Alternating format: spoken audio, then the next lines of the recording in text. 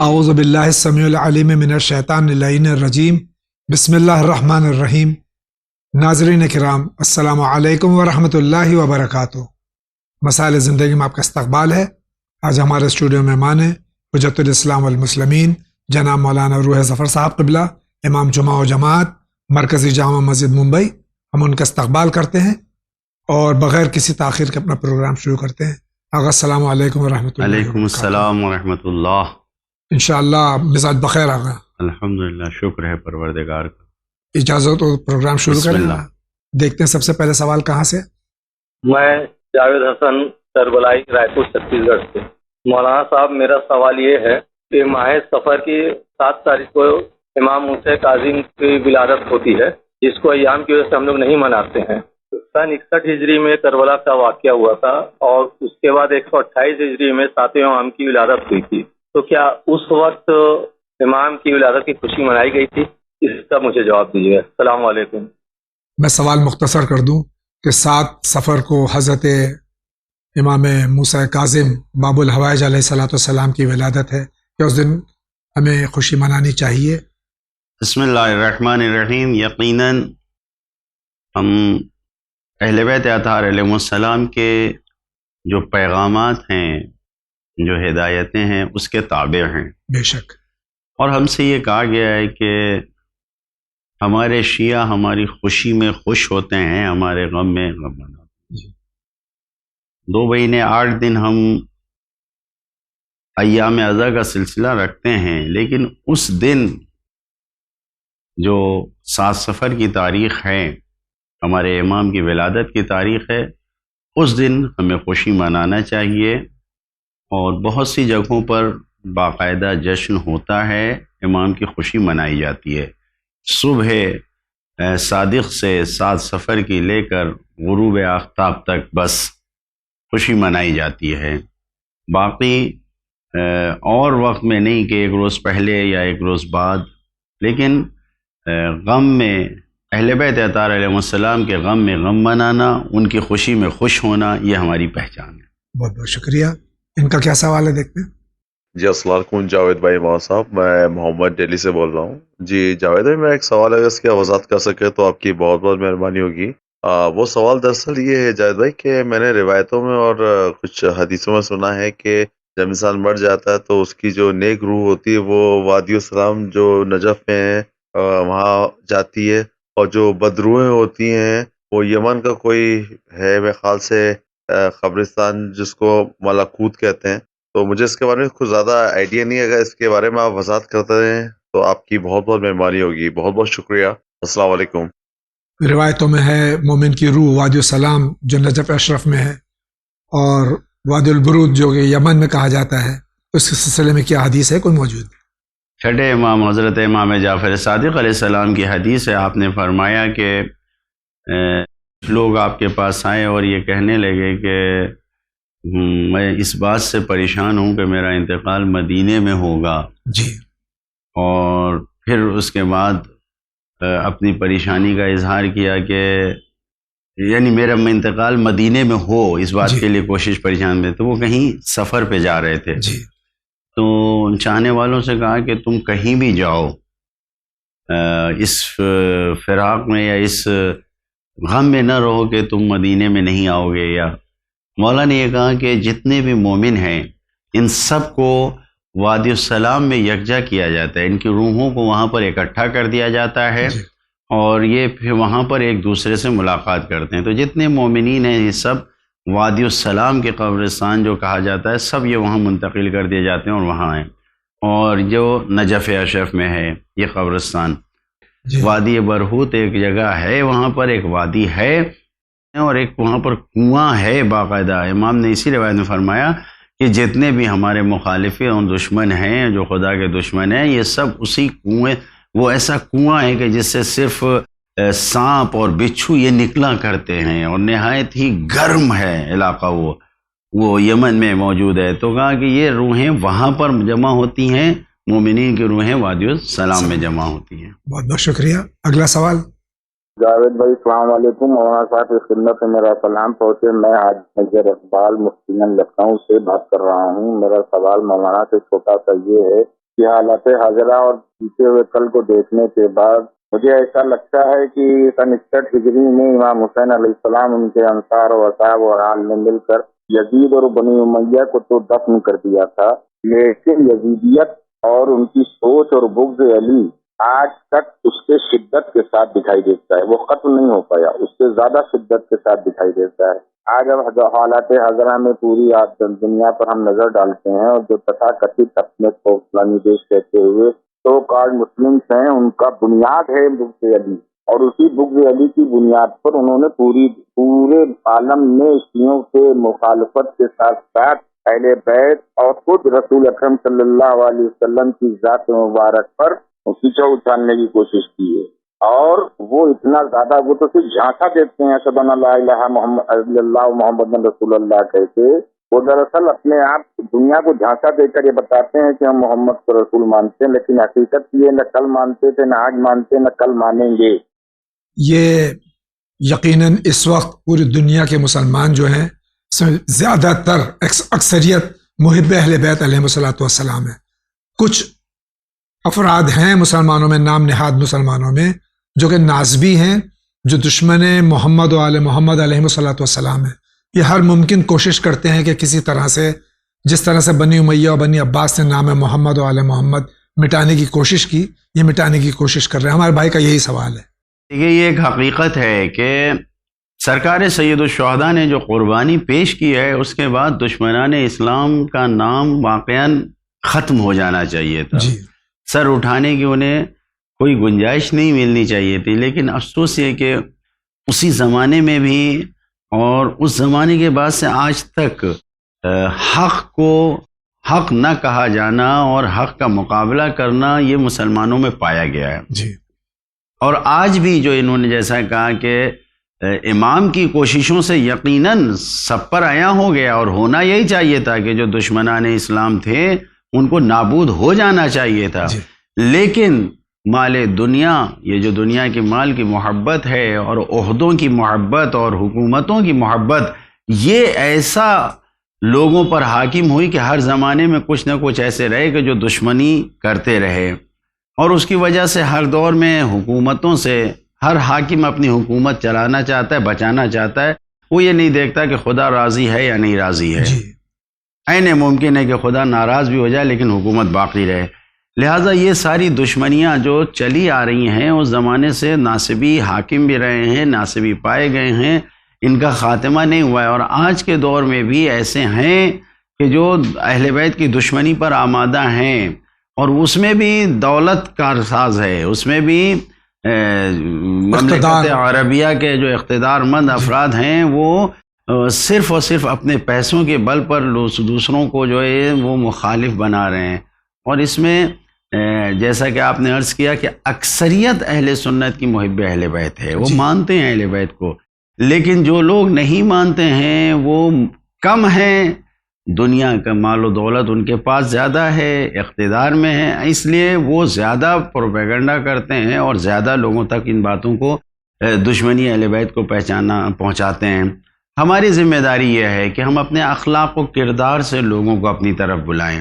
اگر ہم مقابلے بے مثل کریں گے، وہ ہمیں گالیاں دیں تو ہم بھی گالی دیں. ہم اگر ان کے ساتھ جو ہے وہ جو بری رفتار ہے، اگر بری رفتار ہوئے تو یہ صحیح نہیں ہو گیا. اچھے اخلاق کے ذریعے سے ہم حسینیت کو دنیا میں پھیلا سکتے ہیں. ہماری کوشش یہ ہونی چاہیے جیسے ہمارے 14 معصومین علیہ السلام نے اپنے اخلاق اور اپنے عمل اور اپنے کردار سے لوگوں کو اپنی طرف بنایا ہے.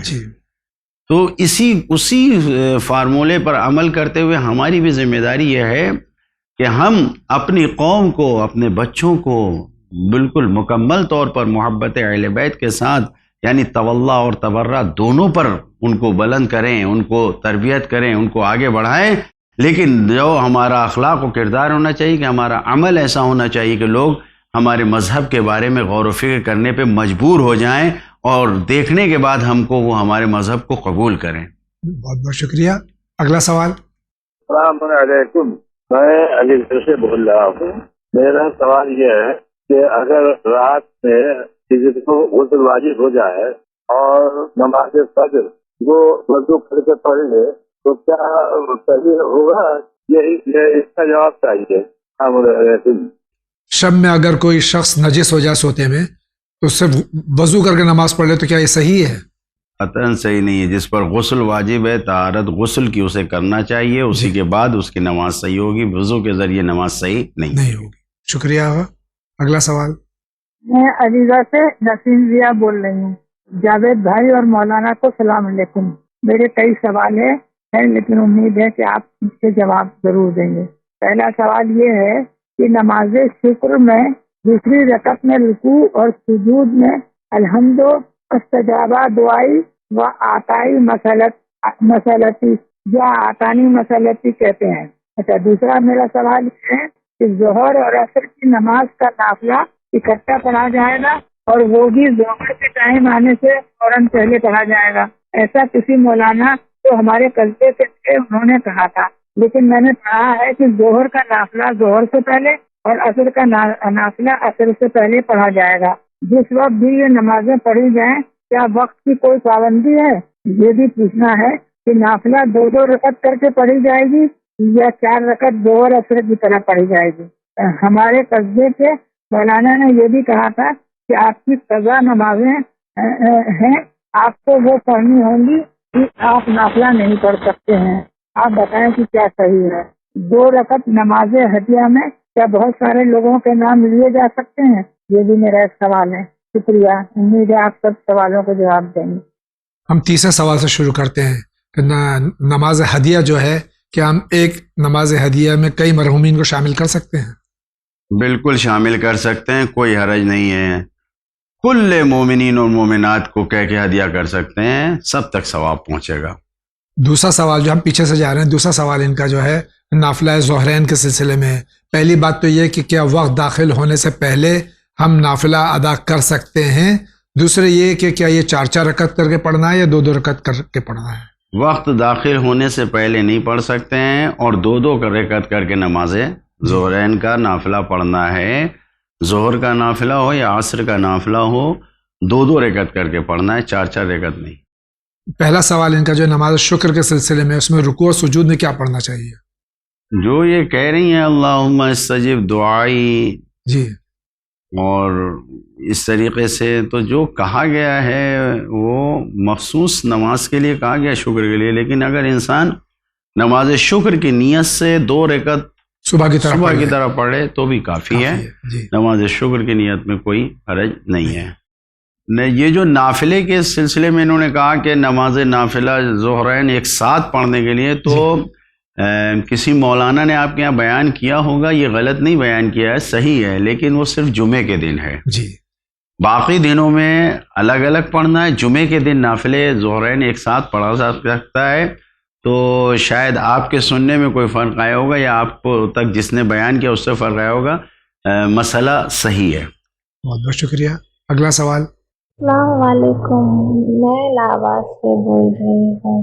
लोग बोलते हैं माँ बाप के पैरों के नीचे जन्नत है, और अगर माँ बाप अपने औलाद को एक नज़र से नहीं देखे तो फिर उसका जवाब मुझे चाहिए मौलाना साहब। एक बेटे को प्यार दूसरे बेटे को नहीं, ऐसा क्यों करते हैं माँ बाप? इताअत वालिदैन वाजिब है, लेकिन अगर वालिदैन बच्चों को एक नज़र से नहीं देखते तो क्या किया जाए?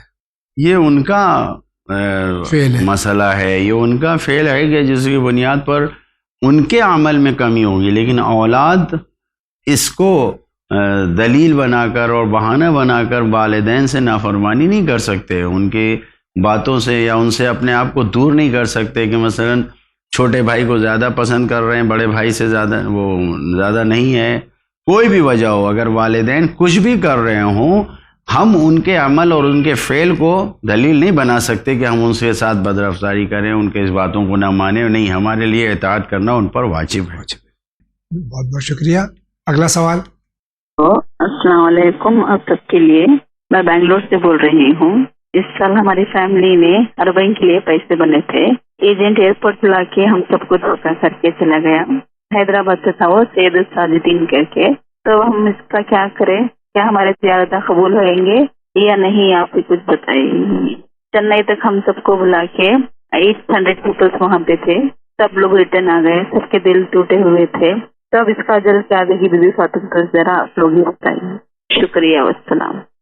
بنگلور سے ہماری بہن سوال کر رہی ہے کہ ٹور آپریٹر نے پیسے لینے کے بعد میں اربعین کی زیارت کے سلسلے میں دھوکہ دیا اور نہیں لے جایا گیا. اور یہ صرف یہ نہیں ہوا بلکہ وہاں کربلا معلیٰ میں میرے پاس بھی ایک فون آیا تھا اور وہاں بھی ایک ٹور آپریٹر نے یہی کیا کہ وہاں جا کے غائب ہو گیا اور ان حضرات کو جو ہے زائرین کو ہوٹل وغیرہ دستیاب نہیں ہو سکا اور بہت تگ و دو کے بعد میں پھر ان کو وہ ہوٹل دستیاب ہوا. اس سلسلے میں آپ کیا فرماتے ہیں؟ یقیناً جس طریقے سے زیارت پہ لے جانے کا ثواب ہے اور زائرین کی خدمت کرنے کا ثواب ہے، بہرحال جو بھی زائر امام حسین ہے اس کی خدمت کرنے کا جو ثواب ہے، اور جیسا کہ انسان نجف سے کربلا چلتے ہوئے دیکھتا ہے فرشتوں کی طرح انسان بغیر کسی مقصد اور بغیر کسی لالچ کے اپنے خدا کو راضی کرنے کے لیے، اماموں کو راضی کرنے کے لیے خدمت انجام دیتے ہیں، واقعاً فرشتوں کی طرح خدمت انجام دیتی ہے، بہت ثواب ہے. اسی طریقے سے بالکل جو لوگ دھوکہ دیتے ہیں اور زائرین کو تکلیف میں رکھتے ہیں، اور یہ تو بہت ہی بڑا دھوکہ ہے کہ ایئرپورٹ پر بلا کے 800 لوگوں کو چھوڑ دیا. جی تو بااثر لوگوں سے میری گزارش ہے کہ ایسے ٹور آپریٹر کا پتہ لگائیں اور ان سے باز پرس کی جائے آخر کیوں انہوں نے ایسا کیا جی کہ اس طریقے سے 800 لوگوں کو ایئرپورٹ پر بلا کے اور چھوڑ دیا اور ان کا پیسہ لے لیا. تو یہ صحیح نہیں ہے. اور جو بھی ہماری آواز کو سن رہے ہیں بااثر لوگ بنگلور اور چنئی کے، وہ ٹور آپریٹر کا پتہ لگائیں اور انہوں نے نام بھی لیا ہے ٹور کا، اس ٹور کو والے سے پوچھیں کہ آخر ایسا کیوں کیا اور وہ پیسہ کہاں گیا، کیوں ان زائرین کو نہیں لے جایا گیا.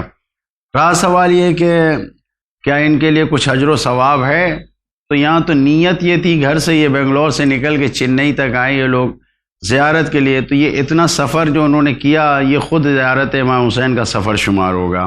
اب رہا سوال یہ کہ وہاں تک نہیں پہنچے تو ان کے دل وہاں تک پہنچے، ان کی نیتیں وہاں تک پہنچیں، تو ان نیتوں کے اوپر لکل امرئ ما نوا، سرکار رسالت میں آپ نے فرمایا ہر انسان کے لیے اس کی نیت کے مطابق جزا ملے گی.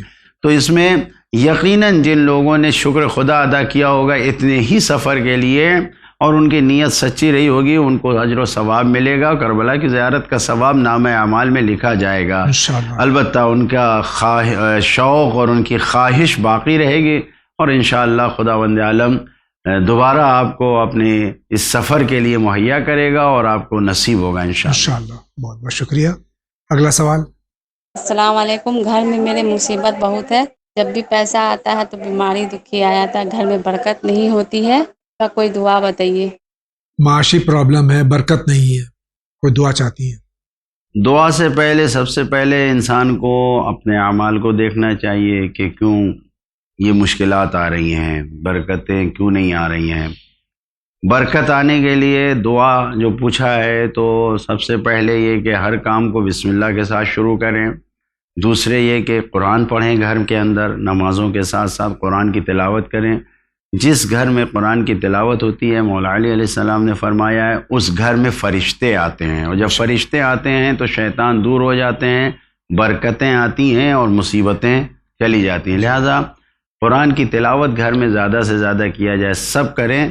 جو بھی قرآن جس کو پڑھنا آتا ہے، چھوٹا ہو یا بڑا ہو. 5ویں امام علیہ الصلوۃ والسلام اپنے چھوٹے چھوٹے بچوں کو، اپنی بہوؤں کو، سب کو، بیٹوں کو، سب کو لے کے بیٹھتے تھے اور سب سے کہتے تھے قرآن پڑھو. اب اس میں بعض ایسے لوگ تھے جو بچیاں تھیں اور یعنی جو بہویں تھیں ان کی، جن کو قرآن پڑھنا نہیں آتا تھا، تو ان کو سنا باقاعدہ ان سے جسے کہتے ہیں الفاظ بتا کے دہرا کے ان سے کہا جاتا تھا یہ پڑھو، جو آیتیں تمہیں یاد ہیں وہ پڑھو. تو قرآن گھر میں پڑھنے سے بہت برکتیں نازل ہوتی ہیں. یہی دعا ہے، یہی آپ کے لیے نسخہ ہے کہ گھر میں مصیبتوں کو دور کرنے کے لیے زیادہ سے زیادہ قرآن پڑھیں اور قرآن کی تلاوت سب کریں. بہت شکریہ. آپ کیا کہنا چاہ رہے ہیں؟ السلام علیکم مولانا صاحب، میں دلی سے بات کر رہی ہوں. ہمارے یہاں جمعرات کو فاتحہ ہوتی ہے مردوں کی، تو اس میں ہماری ممی 5 یا 4 روٹیاں رکھواتی ہیں فاتحہ میں، اور کہتی ہیں کہ اتنی ہی روٹی پہ فاتحہ ہوتی ہے. تو کیا ہم 2 روٹی پر بھی فاتحہ کروا سکتے ہیں؟ کیونکہ ہمارے گھر میں سب لوگ 1 روٹی ہی کھاتے ہیں، پھر وہ روٹی بچتی ہے. اگر ہم 4 پہ یا 5 پہ فاتحہ کراتے ہیں تو صبح کو وہ روٹی بچ جاتی ہے اور وہ سوکھتی ہے. تو کیا ہم 2 روٹی پہ فاتحہ کرا سکتے ہیں جس سے ہم اسے وہ کھا سکیں اور وہ بچے نہیں، رزق کی بربادی نہ ہو؟ اس سوال کا جواب دیجیے گا. شکریہ.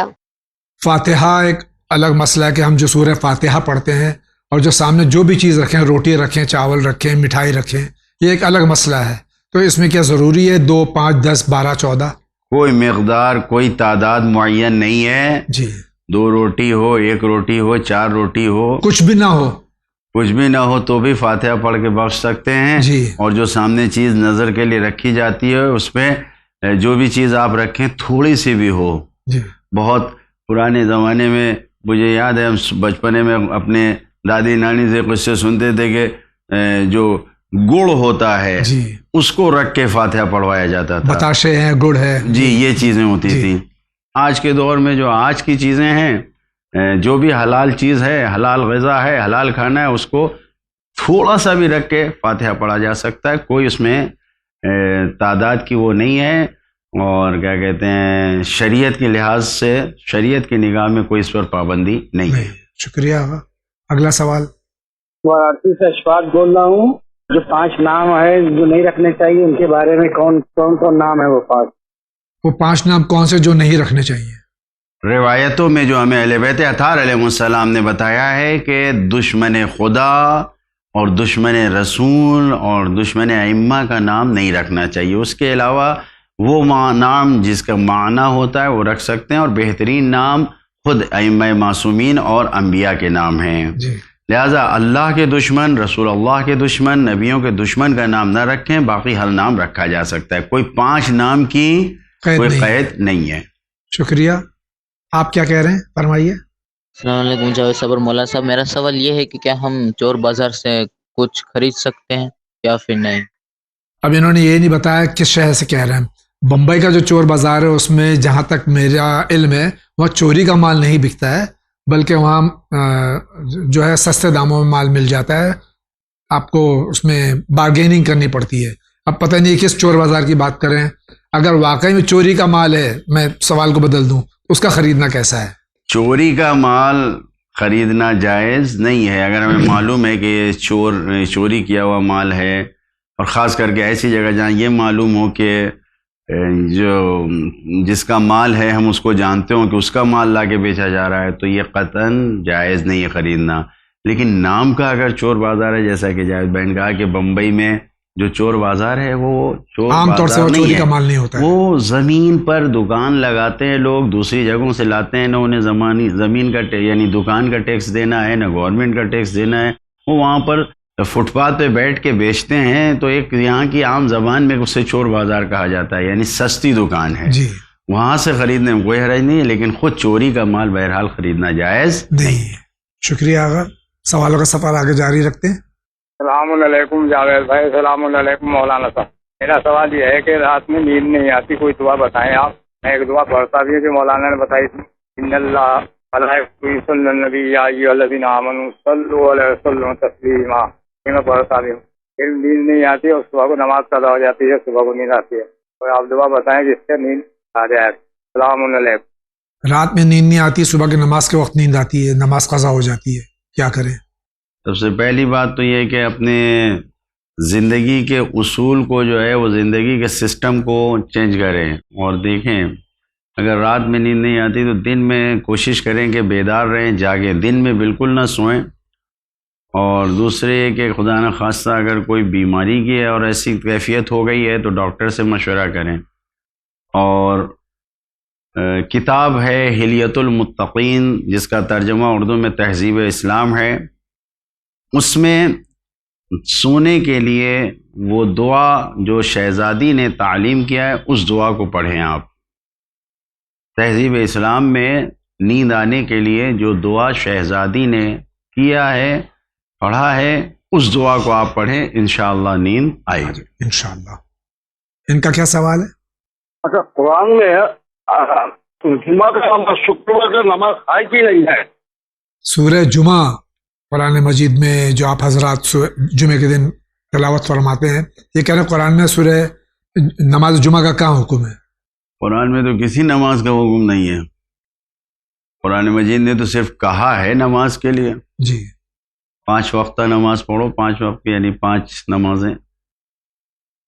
ترکیب تعداد کیا ہے؟ جمعے کے دن کی نماز کے لیے بسم اللہ الرحمن الرحیم یا ایھا الذین آمنوا اذا نودی للصلاۃ من یوم الجمعۃ فاسعوا الی ذکر اللہ وذروا البیع. تو یہی آیت خود دلیل ہے قرآن مجید کی، قرآن میں نماز جمعہ کے لیے کہ جمعے کے دن اللہ کے ذکر کے لیے دوڑو، اپنے خرید و فروخت اس کو چھوڑ دو. جی یہ خود آیت بطور دلیل قرآن مجید سے نماز جمعہ کے لیے کافی ہے. بہت بہت شکریہ. اگلا سوال. السلام علیکم ورحمۃ اللہ وبرکاتہ. میرا سوال یہ ہے جو شادی کے لیے شریعت میں صرف نکاح ہے اور ولیمہ ہے، ٹھیک؟ تو میرا سوال یہ ہے کہ دنیا میں الگ الگ ملکوں میں الگ الگ یعنی ہمارے دیش میں الگ الگ ملک میں الگ الگ رسم و رواج ہے جس کا شریعت میں کوئی تعلق نہیں ہے. تو ایسے رسم و رواج ایک شادی کرنا ہے، یعنی رسم و رواج پورا کر کے شادی کرنا، یہ رسم و رواج فالو کرنا ضروری ہے یا نہیں؟ اگر ضرور اگر فالو نہیں کریں گے تو گھر والے ناراض ہوں گے.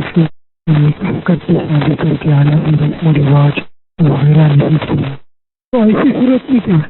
شریعت سے رسم و رواج کا کوئی تعلق نہیں. یہ رسم و رواج فالو کرنا، فالو کر کے شادی کرنا ہے، اس کا کوئی شریعت سے تعلق نہیں ہے. پلیز اس کے بارے میں بتائیے کہ فالو کرنا ہے، اگر فالو نہیں کریں گے تو والے ناراض ہوں گے. تو اسی صورت میں کیا کرنا ہے پلیز بتائیے. یہ جو میری سمجھ میں آیا سوال بھائی کا یہ ہے کہ شادی میں دو چیزیں فرض ہیں، ایک نکاح اور ایک مہر. اس کے علاوہ جتنی بھی رسومات ہیں اگر شریعت سے نہ ٹکراتی ہو تو ان کا کرنا کیسا ہے، اور اگر شریعت سے ٹکراتی ہو ان کا کرنا کیسا ہے؟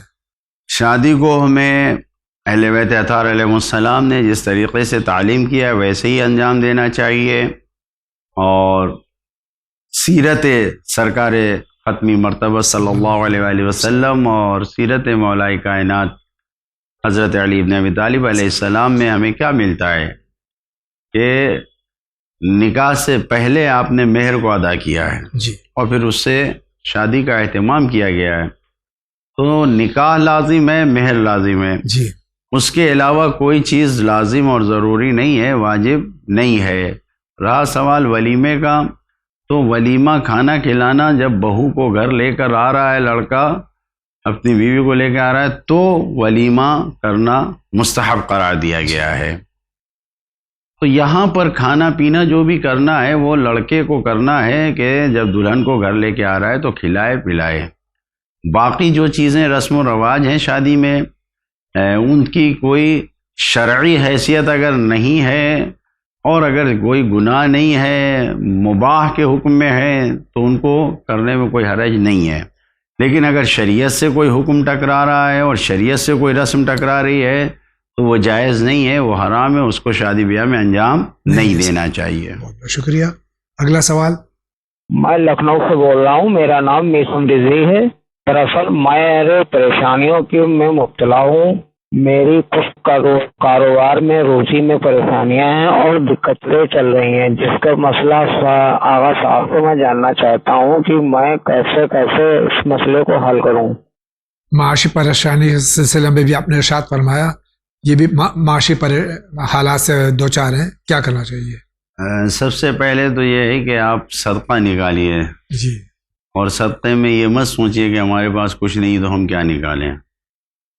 کم سے کم بھی اگر صدقہ ہے جو بھی ہے اس کو نکالیے، صدقہ نکالیے اور استغفار کیجیے.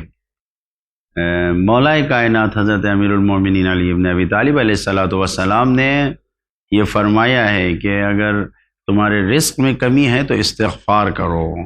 تمہاری روزی بند ہو گئی ہے، اگر تمہیں یہ خیال ہو رہا ہے تو تم استغفار کرو. تمہارے اوپر اور کوئی بھی پریشانی ہے، کوئی بھی تمہاری عقل کام نہیں کر رہی ہے، دوسری مصیبتیں آ رہی ہیں، ہر چیز کے لیے مولا نے کہا استغفار کرو. تو صدقہ دیجئے. مولا کائنات نے نہج البلاغہ میں بھی یہ موجود ہے، وَاسْتَنزِلُ الرِّزْقَ بِالصَّدَقَةِ، کہ رزق کو صدقے کے ذریعے طلب کرو اور استغفار کے ذریعے سے. جتنا بھی بند دروازہ ہو وہ استغفار کے ذریعے کھل جاتا ہے، لہذا استغفار کرے زیادہ سے زیادہ. اور بہترین موقع استغفار کرنے کا ہر نماز کے بعد ہے. 70 مرتبہ کم سے کم ہر نماز کے بعد استغفر اللہ ربی واتوب الیہ کہیے. انشاءاللہ مشکلات دور ہوں گی اور انشاءاللہ آپ کی پریشانیاں ختم ہوں گی اور رحمتوں کے دروازے کھلیں گے انشاءاللہ. بہت بہت شکریہ. ان کا کیا سوال ہے وہ بھی دیکھ لیتے ہیں. بریلی سے بول رہے ہیں. نام ہے میرا فیض خان اور میرے جو ہے کوئی بچہ نہیں ہو پا رہا ہے. اس کے لیے وسیلہ بتائیے آپ, کوئی دعا بتائیے. ہمارا گاؤں نیلور ہے. ہمیں اولاد کے واسطے پوچھنے کے واسطے کرے ہی 20 سال ہوا ہے. اولاد ہونا ہے, اس کے بارے میں بتائیے. یقیناً اولاد کے لیے جو پریشان ہوتے ہیں ان کو پہلے تو اپنا علاج کرانا چاہیے, مختلف ڈاکٹروں سے مشورہ کرنا چاہیے, اور اس کے ساتھ میں اگر کوئی دعا ہو تو بتا دیجیے. علاج کے ساتھ ساتھ, کوششوں کے ساتھ ساتھ دعا بالکل کرنا چاہیے. سورہ واقعہ پڑھیے ہر نماز کے بعد, یعنی ہر رات عشاء کی نماز کے بعد سورہ واقعہ پڑھیے, اور اس آیت کی زیادہ سے زیادہ تلاوت کیے. رب لا تذرنی فردا وانت خیر الوارثین. اس آیت کو زیادہ سے زیادہ پڑھیے. اللہ تعالیٰ انشاءاللہ اگر آپ کی دنیا اور آخرت کے لیے بہتر ہے تو ضرور اولاد عطا کرے گا. لیکن شرط یہی ہے کہ نیک نیت کے ساتھ اس آیت کو پڑھیے, رب لا تذرنی فردا وانت خیر الوارثین, اور ہر رات 1 مرتبہ سورہ واقعہ پڑھیے. شکریہ. اگلا سوال. غصے میں بیوی کو مارنا جائز ہے یا نہیں؟ یہ کہہ رہے ہیں غصے میں سوال کو سیدھا کر دوں کہ کیا بیوی کو یا کسی کمزور کو مارنا جائز ہے؟ کسی کو بھی مارنا, اذیت دینا جائز نہیں ہے, حرام ہے. خدا نخواستہ اگر مار بھی دیا تو اس کی دیت دینی پڑے گی. اگر خون نکل آیا تو اس کی اور زیادہ سخت دیت دینی پڑے گی. کسی بھی حالت میں بیوی کو نہیں, نہ بیوی کو نہ بچوں کو ادب اور تربیت سکھانے کے لیے بس اتنا مار سکتے ہیں کہ ان کے جسم پہ کوئی نقصان نہ آئے. جی, بس تنبیہ کے لیے اتنی اجازت ہے کہ ان کو ادب سکھانے کے لیے, ورنہ نہ بچے کو نہ بیوی کو کسی کو بھی مارنے کی اجازت ہماری شریعت میں نہیں ہے. غصہ عقل کو ختم کر دیتا ہے. لہذا جو غصہ آئے تو فوراً اپنی حالت کو بدلیں. کھڑے ہوں تو بیٹھ جائیں, بیٹھے ہوں تو لیٹ جائیں, لیٹے ہوں تو کھڑے ہو جائیں. اپنی حالت کو چینج کریں تاکہ غصہ ختم ہو. بہت بہت شکریہ. ان کا کیا سوال ہے؟ گاؤں گجنر میں رہتی ہوں. السلام علیکم مولانا صاحب اور جاوید بھائی. پانی کا میں نے پہلے بھی سوال کیا لیکن بتایا نہیں گیا میرا, اس کا جواب دیجیے. پانی ہم باہر رکھتے ہیں جانور کو پینے کے لیے, تو کبھی بکری ہے, گائے ہے, کتا ہے اور مرغیاں ہیں ہمارے گھر کی, تو وہ بھی پانی اسی میں سے پی لیتی ہے. تو ان مرغیوں کا جو مطلب انڈا کھانے کا کیا حکم ہے, آپ ذرا بتائیں گے تو مہربانی ہوگی. خدا حافظ. گھر کے باہر اگر پانی رکھا اس میں نجس جانور اور مرغیاں وغیرہ بھی اگر پانی پی لیتی ہیں تو ان جانوروں کا کھانا یا ان کے انڈے کھانا کیسا ہے؟ کوئی حرج نہیں ہے. نجاست اگر کھا رہے ہیں, انسانوں کی نجاست جو ہوتی ہے, اگر غلاظت اور نجاست کھا رہے ہیں تو پھر ان سے پرہیز کرنے کو کہا گیا ہے. پھر جی وہ کہا گیا ہے. لیکن پانی پی لینے سے کہ وہیں سے کتے نے پانی پیا, وہیں سے مرغی نے پیا, تو ان کے انڈے کھانے میں کوئی حرج نہیں ہے. شکریہ آغا. اگلا سوال. میں علی گڑھ سے بول رہا ہوں. میرا سوال یہ ہے کہ اذان کیا بیٹھ کر بھی دی جا سکتی ہے یا گھوم پھر کر آدمی دے سکتا ہے, وہ بھی صحیح ہے غلط ہے؟ یہ اس کا جواب چاہیے. السلام علیکم. میں سوال مختصر کر دوں. اذان دینے کے آداب کیا ہیں؟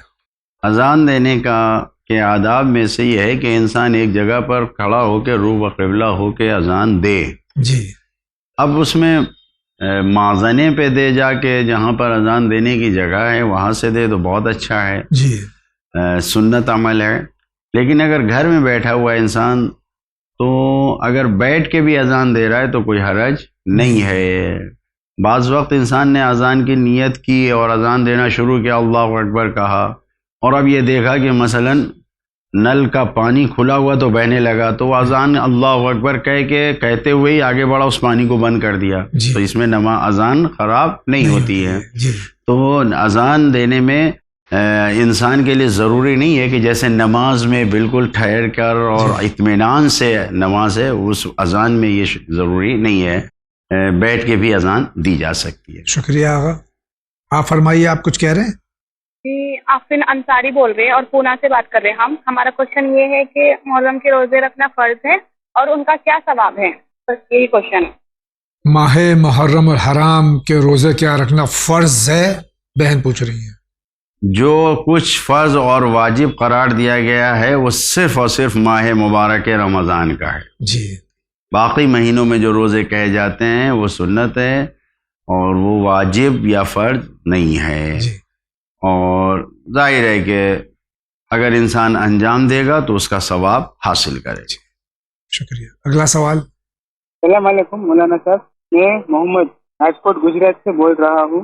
حضرت علی مجھ کے پتا علی نے خیبر کی جنگ جب فتح کی تھی، واقعی بہت بڑی جنگ تھی، تو وہ تاریخ کون سی تھی اور وہ تاریخ میں ہم خوشیاں بنا سکتے ہمارے گلی محلہ میں مسجد میں تو نہیں بنا سکتے؟ یہ میرا کوشچن تھا، پلیز آپ اس کو جواب دیجیے، شکریہ۔ جس دن بھی ائمہ طاہرین علیہ الصلوۃ والسلام، اہل بیت علیہ الصلوۃ والسلام کی خوشی کا دن ہے، جیسے انہوں نے فتح خیبر کا دن کہا، کیا اس دن خوشی منانا صحیح ہے؟ بالکل صحیح ہے۔ جنگ خیبر کی فتح کو جو ایسا کہ تاریخ میں لکھا گیا ہے کہ جمادی الثانی میں شروع ہوئی تھی اور 24 رجب کو ختم ہوئی تھی، جی، تو اس تاریخ کے مطابق 24 رجب کو یوم فتح خیبر کہا جاتا ہے اور بالکل خوشی منانا چاہیے، اس میں کوئی حرج نہیں ہے۔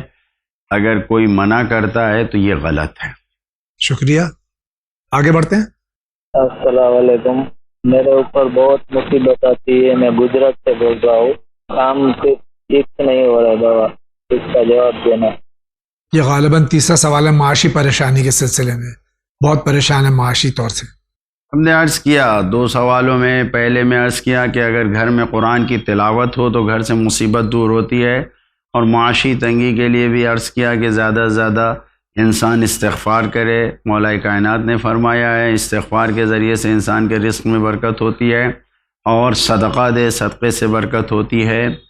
اور اب اس سوال میں بھی اضافہ کر دیں کہ اگر نماز عشاء کے بعد انسان سورہ واقعہ کی تلاوت کرتا ہے تو ہر قسم کا رزق، چاہے وہ عقل کا رزق ہو، اولاد کا رزق ہو، یعنی اولاد مانگ رہا ہو، عقل مانگ رہا ہو، دولت مانگ رہا ہو، مکان مانگ رہا ہو، اپنی عاقبت اور آخرت کی بخیری مانگ رہا ہو، سب کچھ اس سورہ واقعہ کی تلاوت میں رکھا گیا ہے۔ تو سورہ واقعہ کی تلاوت نماز عشاء کے بعد ضرور کریں۔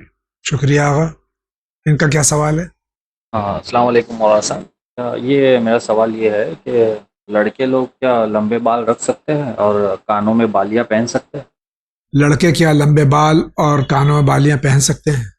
بال رکھنے میں کوئی حرج نہیں ہے، زلفیں رکھنے میں کوئی حرج نہیں ہے، لیکن اس طریقے سے زلفیں رکھیں کہ وہ مرد کے ہی بال کہے جائیں، عورتوں کی شبیہ نہ ہوں۔ جی، اگر عورتوں کی شبیہ ہو جائے گی تو وہ صحیح نہیں ہے، وہ حرام ہے۔ اور جو گوشوارے کانوں میں بندے پہننے کے لیے کہا ہے کہ وہ آیت اللہ العظمیٰ سستانی نے کہا احتیاط واجب کی بنیاد پر، احتیاط کی بنیاد پر پہننا جائز نہیں ہے۔ شکریہ، اگلا سوال۔ سب شادی میں فرسٹ نائٹ میں کچھ اعمال ہوتے ہیں، کیا وہ اعمال ہمیں بتائیں گے مولانا صاحب؟ اس کا ضرور آنسر کیجیے، خدا حافظ۔ یہ اگلے مہینے انشاءاللہ ان کی شادی ہونے والی ہے، ماہ یعنی جو شروع ہے ماہ ربیع الاول، ماہ ربیع النور، اس میں شادی کے اعمال چاہتے ہیں۔ کوشش یہ کریں کہ گناہوں سے اپنے آپ کو بچاتے ہوئے اعمال کو انجام دیں، مثلا مکس گیدرنگ نہ کریں، محرم نامحرم کا خیال کریں، اور اس کے علاوہ جو پہلی رات ہے شب زفاف ہے، اس کا اہتمام کریں۔ اس کے لیے کہا گیا ہے کہ انسان بہت ہی خوشی کی، کیوں؟ اس لیے کہ امام نے یہ فرمایا ہے، حدیث میں یہ ہے کہ جب انسان نکاح کرتا ہے تو اس کا نصف ایمان مکمل ہو جاتا ہے، لہٰذا اس کو برکتوں کی رات کہا گیا ہے پہلی رات کو، اور انسان سے یہ کہا گیا ہے کہ دعائیں کرو، یہ دعاؤں کی قبولیت کی رات ہے اس کے لیے، اور فرشتے اس کے لیے دعا کرتے ہیں، اور پہلی رات میں رحمتوں اور برکتوں کو دولہا دلہن کے لیے نازل کرتے ہیں، لہذا اس کی قدر کرنا چاہیے۔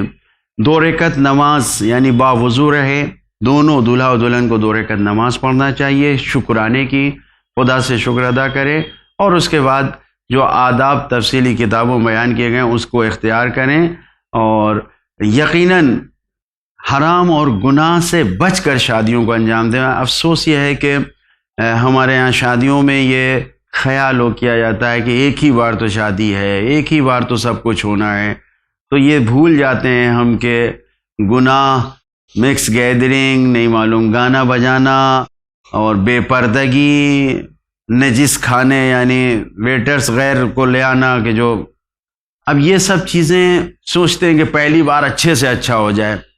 بڑا ذرا سوچیں، ہمیں یہ غور کرنا چاہیے اگر ان چیزوں کے ساتھ ہم نے اپنی شادی کو انجام دیا تو کیا ہمارا امام آئے گا؟ معصومین آئیں گے؟ ہم جو امام باڑوں اور روزوں میں جا کے کارڈ شادی کا رکھ کے دعوت دے کے ائمہ معصومین کو بلاتے ہیں، کیا وہ واقعاً آئیں گے؟